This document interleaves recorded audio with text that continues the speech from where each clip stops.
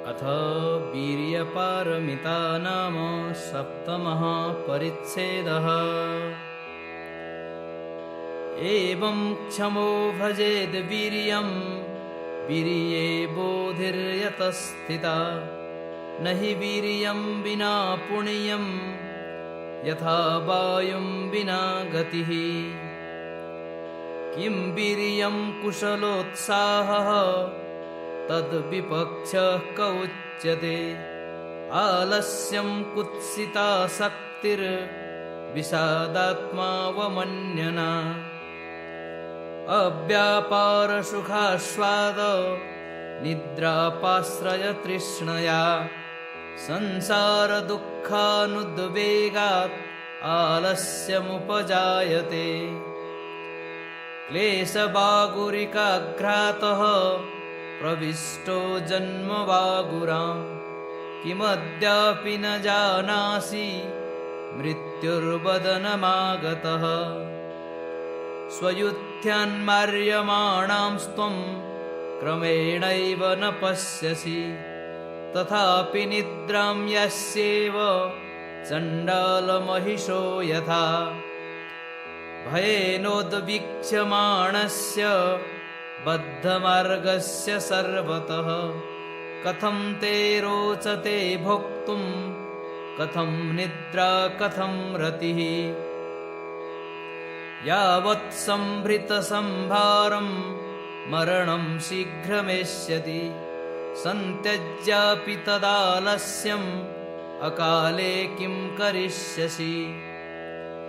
इदं न प्राप्तमारब्धमिदमर्धकृतं स्थितम्। अकस्मान्मृत्युरायातो हा हतोऽस्मीति चिन्तयन्। शोकवेगसमुत्सून साश्रुरक्ते क्षणाननान्। बन्धुन्निरासान् सम्पश्यन् यमदूतमुखानि च। स्वपापस्मृतिसन्तप्तः शृण्वन्नादांश्च नारकान्। त्रासोच्चारविलिप्ताङ्गो विह्वलः किं करिष्यसि। जीवमत्स्य इवास्मीति युक्तं भयमियैव ते। किं पुनः कृतपापस्य तीव्रान्नरकदुःखतः।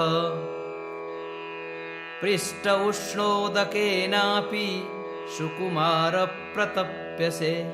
कृत्वा च नारकं कर्म किमेवं स्वस्थमास्यते। निरुद्यमफलाकाङ्क्षिन् सुकुमार बहुव्यथ। मृत्युग्रस्तो मराकार हा दुःखीत विहन्यसे। मानुष्यं नावमासाद्य तरदुःखमहानदीं।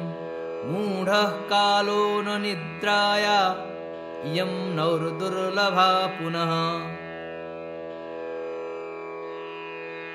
मुक्त्वा धर्मरतिं श्रेष्ठाम् अनन्तरतिसन्ततिं। रतिरौद्धत्यः स्यादौ दुःखहेतौ कथं तव। अविषादबलव्यूह तात्पर्यात्मविधेयता। परात्मसमता चैव परात्मपरिवर्तनम्। नैवावसादः कर्तव्य कुतो मे बोधिरित्यतः।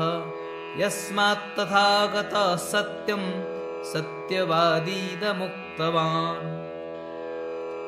तेऽप्यासं दंशमशका मक्षिका कृमयस्तथा। यैरुत्साहवशात् प्राप्ता दुरापा बोधिरुत्तमा। किमुताहं नरो जात्या शक्तो ज्ञातुं हिताहितं। सर्वज्ञनित्यनुत्सर्गात् बोधिं किं नाप्नुयामहम्। अथापि हस्तपादादि दातव्यमिति मे भयम्। गुरुलाघवमूढत्वं तन्मे स्यादविचारतः। छेत्तव्यश्चास्मि भेत्तव्यो दाह्यपाट्योऽप्यनेकशः। कल्पकोटिरसङ्ख्येया न च बोधिर्भविष्यति। इदं तु मे परिमितं दुःखं सम्बोधिसाधनं नष्टशल्यव्यथापोहे तदुत्पादनदुःखवत्। सर्वेऽपि वैद्या कुर्वन्ति क्रिया दुःखैररोगताम् तस्मात् बहूनि दुःखानि हन्तुं सोढव्यमल्पकम्।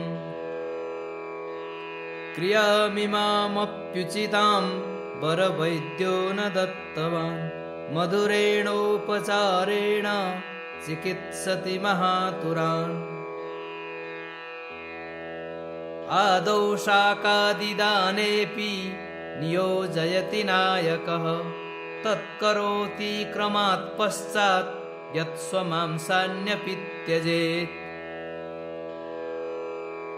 यदा शाकेष्विव प्रज्ञा स्वमांसेऽप्युपजायते मांसास्ति त्यजतस्तस्य तदा किं नाम दुष्करम्।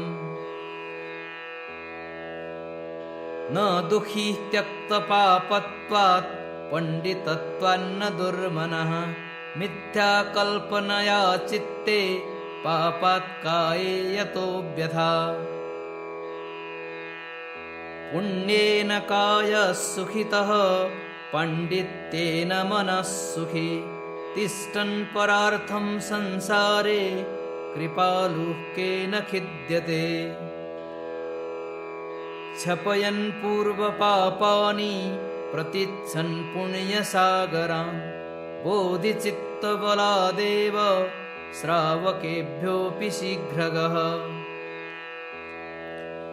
एवं सुखात् सुखं गच्छन् को विषीदेत् सचेतनः बोधिचित्तरथं प्राप्य सर्वखेदश्रमापहम्। छन्दस्थामरति मुक्ति बलं सत्त्वार्थसिद्धये छन्दं दुःखभयात् कुर्यात् अनुशंसांश्च भावयन्। एवं विपक्षमुन्मूल्य यते तोत्साहवृद्धये छन्दमानरतित्याग तात्पर्यवशिता बलैः। अप्रमेया मया दोषा हन्तव्या स्वपरात्मनोः एकैकस्यापि दोषस्य यत्र कल्पार्णवैक्षयः। तत्र दोषक्षयारम्भे लेशोऽपि मम नेक्ष्यते अप्रमेयव्यथा भाज्ये नोरस्फुटति मे कथम्। गुणामयार्जनीयाश्च बहवः स्वपरात्मनोः तत्रैकैकगुणाभ्यासो भवेत् कल्पार्णवैर्नवा। गुणलेशेऽपि नाभ्यासो मम जातः कदाचन वृथा नीतं मया जन्म कथञ्चिल्लब्धमद्भुतम्। न प्राप्तं भगवत्पूजा महोत्सवसुखं मया न कृता शासनेकारा दरिद्रासा न पूरिता। भीतेभ्यो नाभयं दत्तम् आर्ता न सुखिनः कृतः दुःखाय केवलं मातुर्गतोऽस्मि गर्भशल्यताम्। धर्मच्छन्दवियोगेन पौर्विकेण ममाधुना विपत्तिरीदृशी जाता को धर्मे छन्दमुत्सृजेत्। कुशलानां च सर्वेषां छन्दं मूलं मुनिर्जगौ तस्यापि मूलं सततं विपाकफलभावना। दुःखानि दौर्मनस्यानि भयानि विविधानि च अभिलाषविघाताश्च जायन्ते पापकारिणाम्। मनोरथः शुभकृतां यत्र यत्रैव गच्छति तत्र तत्रैव तत्पुण्यै फलार्घेणाभिपूज्यते। पापकारी सुखेच्छा तु यत्र यत्रैव गच्छति तत्र तत्रैव तत्पापैर्दुःखशस्त्रैर्विहन्यते।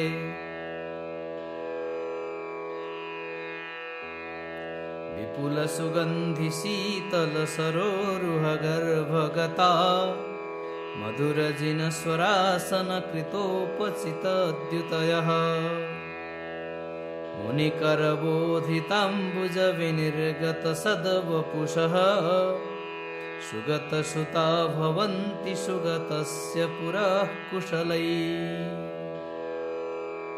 यमपुरुषापनीतसकलच्छविरारतरवो उत वहतापविद्रुतकताम्रनिषिक्ततनुः ज्वलदसि शक्तिघातशतसातितमांसदलः पतति सुतप्तलोहधरणीष्वशुभैर्बहुशः। तस्मात्कार्यसुवत्सन्दो भावयित्वैव मादरात् वज्रध्वजस्थविधिना मानं त्वारभ्यभावये। पूर्वं निरूप्य सामग्री मारभेन्नारभेतवा अनारम्भो वरं नाम न त्वारभ्यनिवर्तनम्। जन्मान्तरेऽपि सोऽभ्यासः पापाद्दुःखं च वर्धते अन्यच्च कार्यकालं च हीनं तच्च न साधितम्। त्रिषु मानो विधातव्यः कर्मोपक्लेशशक्तिषु मयैवैकेन कर्तव्यम् इत्येषा कर्ममानिता। क्लेशस्वतन्त्रो लोकोऽयं न क्षमः स्वार्थसाधने तस्मान्मयैषां कर्तव्यं नासक्तोऽहं यथा जनः। नीचं कर्म करोत्यन्यः कथं मय्यपि तिष्ठति मानाच्चन्न करोम्येतन् मानो नश्यतु मे वरम्।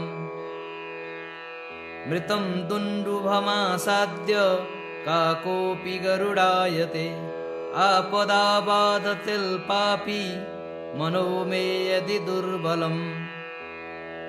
विषादकृतनिश्चेष्टे आपदः ननु व्युत्थितश्चेष्टमानस्तु महतामपि दुर्जयः।